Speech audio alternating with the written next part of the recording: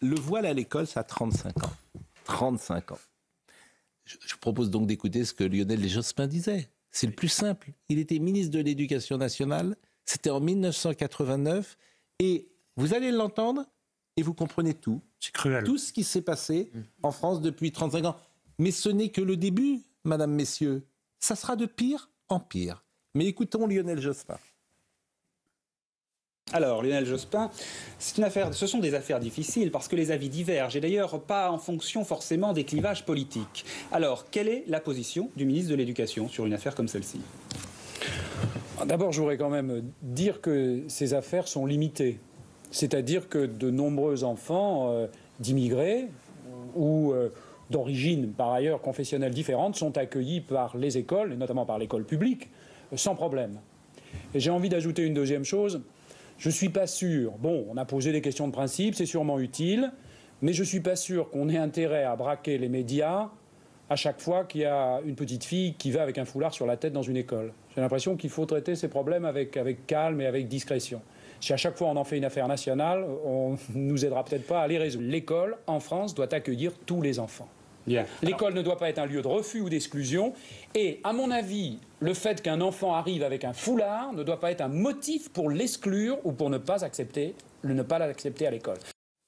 C'est ce jour-là que se sont séparés les deux gauches. Ouais. Voilà. C'est ce jour-là que je suis devenu un fasciste, puisque j'appartiens à l'autre gauche. Cela dit, je n'oublie pas que le Front National, à l'époque, était du côté du voile, pour d'autres raisons, certes, que Lionel Jospin. Donc il n'y a pas que la faute de la gauche. Après, je vous ai trouvé un peu dur sur la ministre de l'Éducation nationale parce qu'elle ne connaît rien à l'Éducation nationale. Il faut le temps qu'elle se forme, qu'elle apprenne son métier. Et en fait, c'est pas sa responsabilité, c'est la responsabilité de ceux qui l'ont nommée. Je crois que c'était sur l'insistance d'Emmanuel Macron, qui sait très bien que... De Gabriel Attal. Et de Gabriel Attal. Non, mais il y a un problème avec Madame Genetet. Elle n'a... Non, elle ne sait rien. Elle ne sait rien. Même pour la minute de silence, elle a réussi à se tromper de fiche. Donc, oui, alors, je ne suis pas sûr. Alors là, moi, c'est mon avis. Je pense qu'elle s'est... Là, je pense que... Oui, rétropédalage au-dessus d'elle. Voilà, non, mais c'est quand même le signal qui est envoyé de nommer une dame, j'ai rien contre elle, qui ne connaît rien à rien, qui n'a aucune légitimité pour parler de l'éducation nationale, qui visiblement s'occupait des plats cuisinés à Singapour avant. C'était ça qu'elle faisait. Elle s'occupait des plats cuisinés pour les expatriés. Le rapport paraît lointain, première vue. C'était ça. Donc elle n'a aucune légitimité pour parler de l'éducation nationale. Sur un ministère aussi important, moi, c'est effrayant. Et ça peut faire de la peine. C'est le macronisme. Ça peut faire de la peine de nommer des gens. Vraiment, je le répète, j'ai rien contre elle. Elle ne sait pas ce que c'est. Et la première chose qu'elle a dit, c'est ma grand-mère, ma mère, ma sœur ont été... on est à 6 ministres de l'Éducation nationale depuis... En fait, 2022. C'est effrayant ce pays. Enfin, c'est effrayant de nommer des gens. Qu'on nomme Monsieur Bellamy qui connaît, qu'on nomme des gens qui savent de quoi ils parlent. Mais après, il faudra voir aussi la sanction parce que souvenez-vous, dans le lycée Maurice Ravel, il n'avait pas été soutenu par sa hiérarchie. Il avait été lynché sur les réseaux sociaux. Bon. Et le 2 octobre, donc c'était il y a quelques jours, il y avait le procès et une peine d'1 an de prison avec sursis a été requise. Donc ça, ce sont les réquisitions. C'est pas la sanction définitive, mais ça nous montre déjà que c'est 1 an avec sursis pour les réquisitions. Donc, ce matin, elle n'est pas à Tourcoing. Elle n'est pas à Tourcoing. Pourquoi ?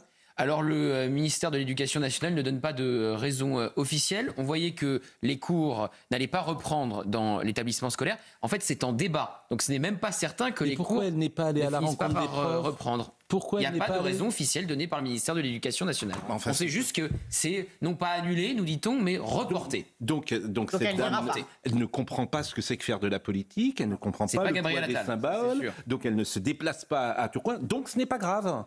C'est pas grave si elle reste dans son ministère. C'est la continuité de Madame Belloubet. Je suis désolé, c'est pas grave en fait. Et pour reprendre l'exemple du lycée Maurice Ravel, le proviseur est parti quand même en retraite anticipée. Donc quelque part, l'islamisme a gagné. Il a été poussé vers la sortie et pas soutenu par sa hiérarchie. Rachel Kahn. Et puis il y a les mots, c'est-à-dire qu'effectivement ce ronronnement, elle nous parle de laïcité alors que le sujet c'est pas la laïcité, le sujet c'est le séparatisme.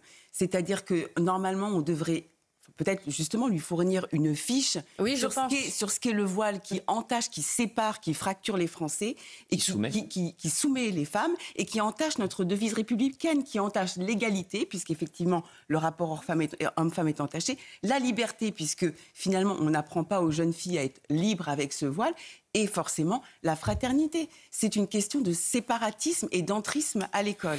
Alain Jacobovici, c'est désolant en fait. Je vous assure, c'est désolant. C'est désolant.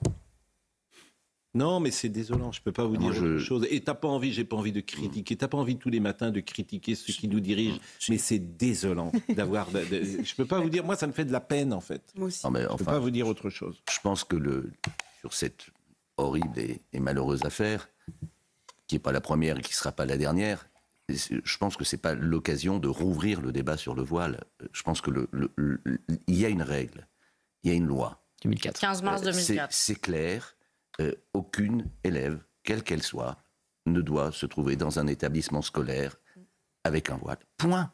Je veux dire qu'il n'y a pas d'autres sujets. Moi, justement, on est en train, et là c'est un peu ce qu'on fait sur ce plateau, de reprendre le débat sur le voile. Il n'y a pas à reprendre le débat sur le voile. Sauf qu'il y a à faire appliquer. Mais vous n'y arriverez plus. Mais vous n'y arriverez Sauf que quand vous demandez à faire appliquer une consigne, vous n'y arriverez plus. Il ne vous aura pas échappé que je ne suis pas ministre de l'Éducation nationale. Dommage. Peut-être bientôt. Alain Jakubowicz, dans 5 ans, vous n'y arriverez plus. Je crois, Pascal, parce qu'on va sûrement venir à ce mot terrible qui a effrayé tous les islamistes de France en disant nous ne laisserons rien passer et à s'attaquer à un professeur. Bon, ça nous rappelle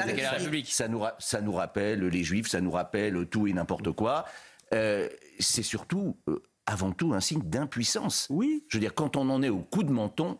Le coup de menton, c'est d'abord le signe d'une impuissance. Alors voyons le sujet de Mickaël Dos Santos. On trouve que ces mots, elle a repris dans les éléments de langage une phrase qui est quand même un tout petit peu galvaudée quand même. Mais c'est Gérald Darmanin qui met le focus sur cette histoire en tweetant, parce que Tourcoing, c'est évidemment sa vie, en allant poser une question à la ministre de l'Éducation nationale. Donc là, c'est l'ancien ministre de l'Intérieur qui met les projecteurs sur cette histoire qui serait sans doute passée comme ça, sinon c'est peut-être pas sous les totalement radars. désintéressé de sa part non plus. Je suis pas tout non, c'est sa ville. Totalement. C'est sa ville.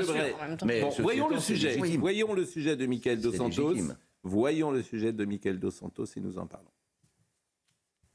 Il est 16h30 lundi lorsqu'une élève s'apprête à quitter le lycée Sévigné de Tourcoing.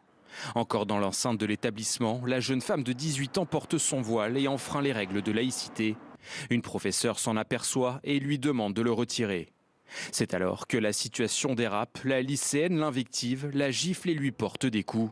Une violente agression condamnée par presque tous ses camarades. Nous sommes en France, c'est un pays pour tout le monde, il n'y a pas de problème. Quand un enseignant demande de retirer quoi que ce soit ta veste, ton voile ou peu importe, eh ben on a qu'à répondre oui. Elle aurait juste dû enlever son voile et le mettre à la sortie du lycée, comme toutes les filles font. Interpellée hier par Gérald Darmanin à l'Assemblée nationale, Anne Genetet a réagi. La ministre de l'Éducation nationale a promis des sanctions fermes. Menacer un professeur, c'est menacer la République.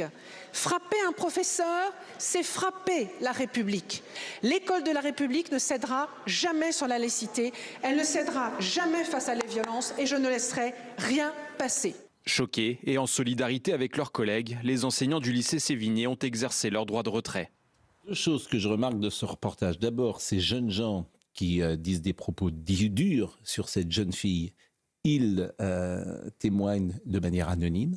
Oui. C'est-à-dire qu'eux-mêmes ont peur, alors que ce qu'ils disent quand même est vraiment très intéressant, mais eux-mêmes ont peur d'apparaître à la caméra alors qu'ils condamnent cette jeune femme, donc ça fait sens. Et la deuxième chose, c'est ce que disent ces deux jeunes filles qui disent « elle aurait dû faire comme toutes les filles, mettre son voile quand elle sort dehors, comme toutes les filles ». Donc vous n'y arriverez plus, cher Alain, parce qu'aujourd'hui, c'est des nouvelles... c'est des nouveaux modes de vie qui sont en place, des nouvelles normes qui sont en rupture avec un modèle ancien. Dans le témoignage, il y a ce garçon, ce jeune homme qui dit quelque chose. Il dit, lorsqu'un professeur vous demande de retirer quoi que ce soit. Sauf que le voile, ce n'est pas quoi que ce soit. Ouais. Il n'y a pas de hiérarchie, c'est pas d'enlever une écharpe ou un bonnet, c'est autre chose. Il ne s'agit pas de la question du voile, il ne s'agit pas de la question de la loi sur le voile, c'est une question de séparatisme. Mais si on élargit la perspective, il est quand même question de laïcité. Excusez-moi, mais imposer la laïcité à la religion catholique, ça a été une sacrée paire de manches, ça a été une lutte, presque une guerre, et à mon avis, le défi que nous pose l'islamisme est moindre dans l'état actuel des choses que la situation au moment de la loi de 1905. Donc, il est encore temps de s'y attaquer, mais effectivement, il faut commencer par nommer des gens à l'éducation nationale qui connaissent le métier et non pas n'importe qui sorti d'un chapeau. Il faut surtout une volonté politique. Alain Jakubowicz. Vous ne connaissez rien à la volonté. Il faut surtout une volonté politique, et c'est pour ça que lorsque Pascal me dit nous n'y arriverons pas, bon, c'est un peu aussi poser les armes, quoi, alors qu'en fait, il y a un vrai combat à mener. Et c'est pas en partant du principe qu'on n'y arrivera pas. Mais vous voulez que je vous raconte ce qui se passe dans le sport, Alain Jakubowicz? Parce que je ne le sais pas.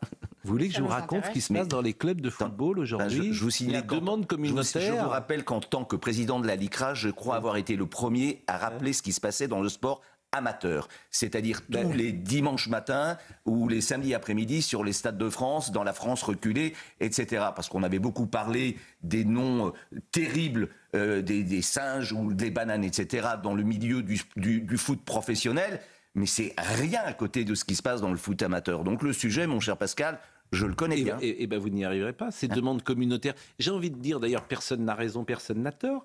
C'est des communautés qui demandent d'autres modes de fonctionnement au nom de mœurs, d'habitudes, de traditions qui sont différentes de celles qui existaient jadis.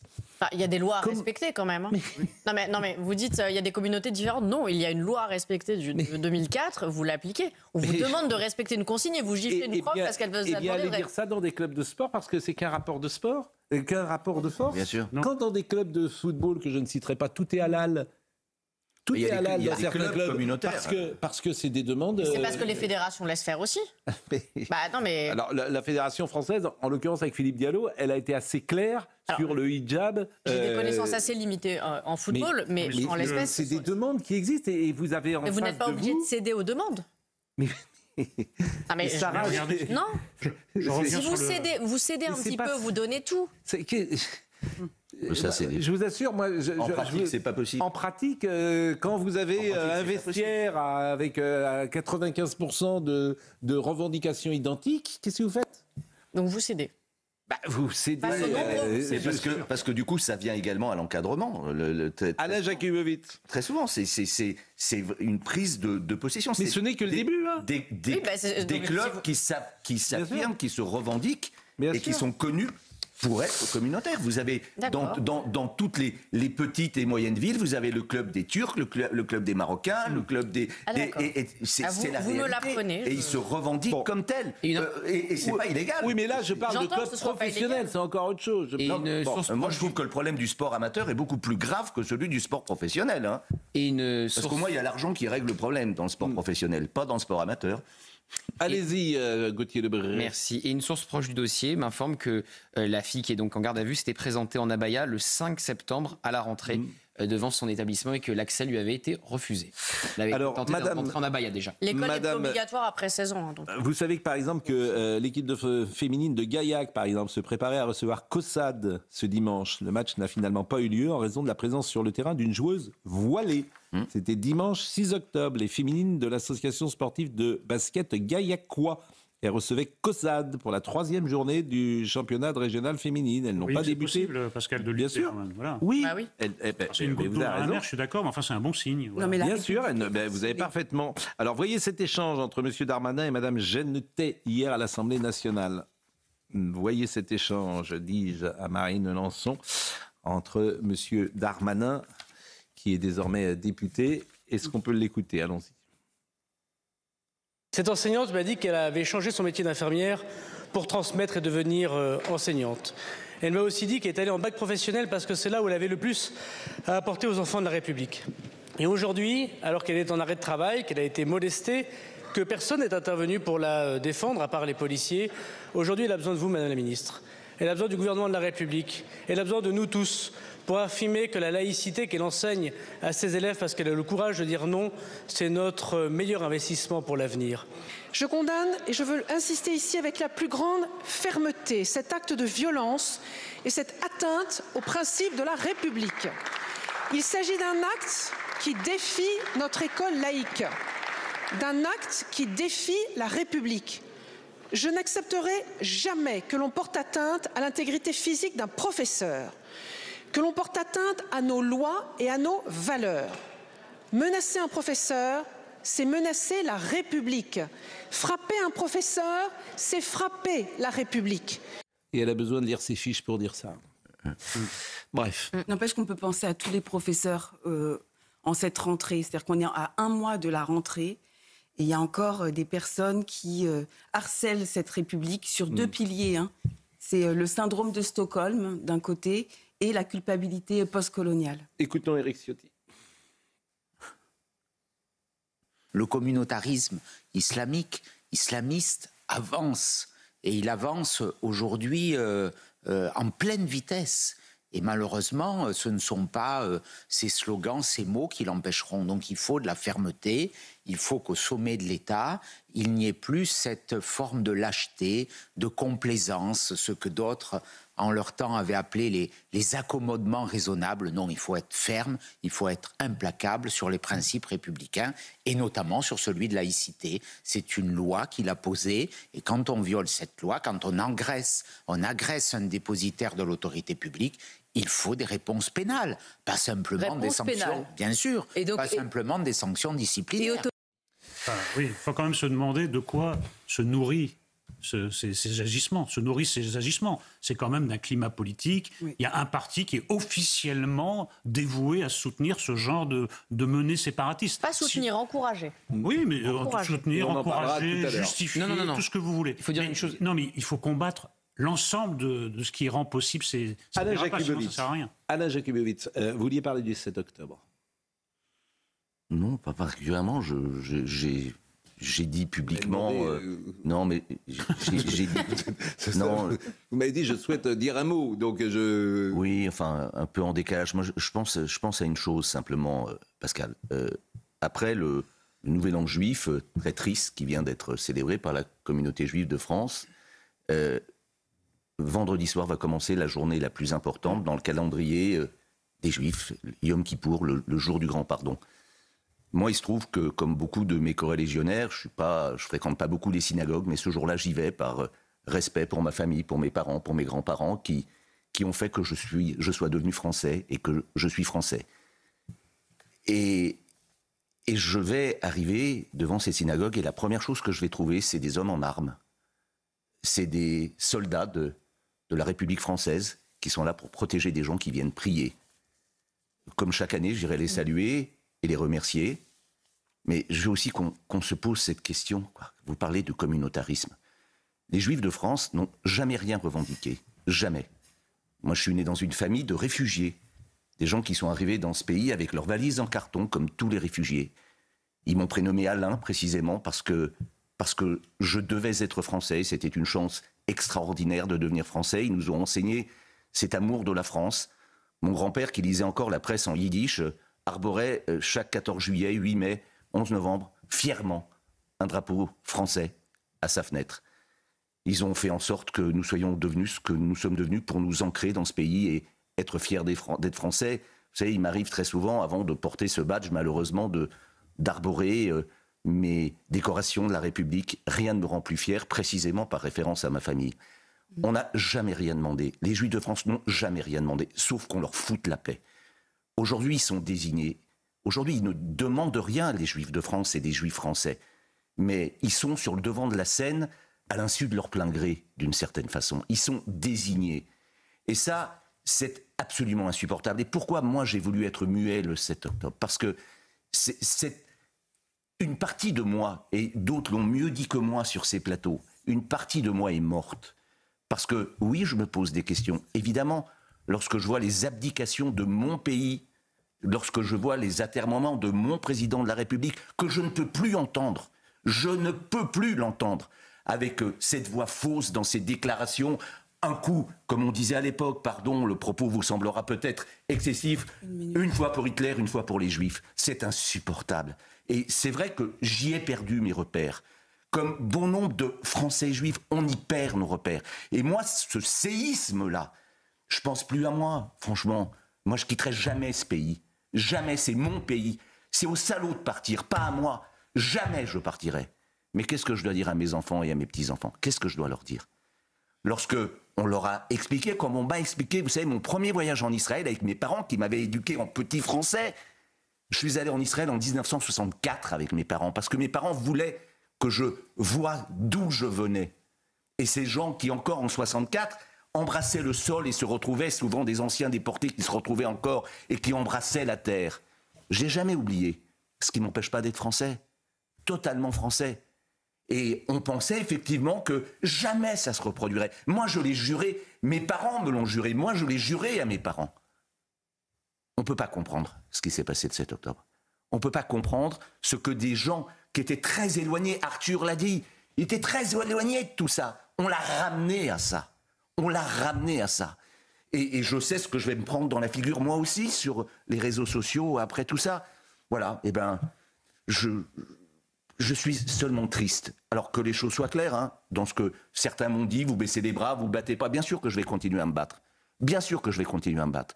Mais j'ai besoin de mes concitoyens pour le faire. Voilà, parce qu'encore une fois, disons-le clairement, hein, soyons honnêtes, ces grandes manifestations qu'il y a eu le 7 octobre, etc., c'était toujours les mêmes. Hein. Faut pas se raconter des histoires non plus. Faut pas se raconter des histoires non plus. Donc, voilà, moi, j'avais envie, besoin, et merci de m'en donner l'occasion, de vous dire ces banalités. Mais, vous savez, pourquoi est-ce que les Juifs de France sont les Juifs de France? Grâce à la laïcité. Grâce à la laïcité. Il n'y a rien de plus beau. Permettez-moi de vous dire encore un tout petit mot. Il y a quelques jours, je suis allé au 30e anniversaire de l'inauguration de la Grande Mosquée de Lyon. Je suis lyonnais, j'ai été élu. Je suis, moi, Juif de France, l'un des pères de la Grande Mosquée de Lyon. Rien ne me rend plus fier. Rien ne me rend plus fier. Et je crois que là, qu'un Juif ait contribué à cette œuvre majeure et nécessaire pour la reconnaissance de l'islam de France, c'est le succès de la laïcité. Vous voyez, on parle de lieu de culte, eh bien, c'est la définition de la laïcité. Et peut-être qu'une des chances de la laïcité, c'est peut-être le communisme. On est toujours le 7 octobre. Ouais. Tous les jours, on est le 7 octobre. Je l'ai écrit, c'est pas une date, c'est un état. Non, mais c'est pour ça que vous disiez, vous n'avez pas pris la parole le 7 octobre, mais comme on est de fait le 7 octobre, vous prenez la parole chaque jour parce que c'est ce qui nous anime, c'est ce qui nous habite. Et lorsque, c'est vrai, on entend le président de la République avec des éléments de langage, ou Jean-Noël Barrot avec des éléments de langage, il n'existe pas d'éléments. C'est insupportable. C'est insupportable, mais je ne sais pas où ils vivent. Pardonnez-moi de vous couper d'ailleurs, mais je ne sais pas où ils vivent. C'est le top. Je vous assure, Emmanuel Macron, il n'est jamais venu sur ce plateau. Il devrait venir un jour et échanger avec vous les éléments de langage. Tous ces gens-là, c'est insupportable. Je pense qu'ils ne se rendent pas compte dans l'état dans lequel est le pays. Ils sont entre eux, entre les petits hommes gris, la lâcheté, l'aveuglement, enfin, tout ce qu'on dit matin, midi et soir. Le communautarisme. Le communautarisme. C'est vrai.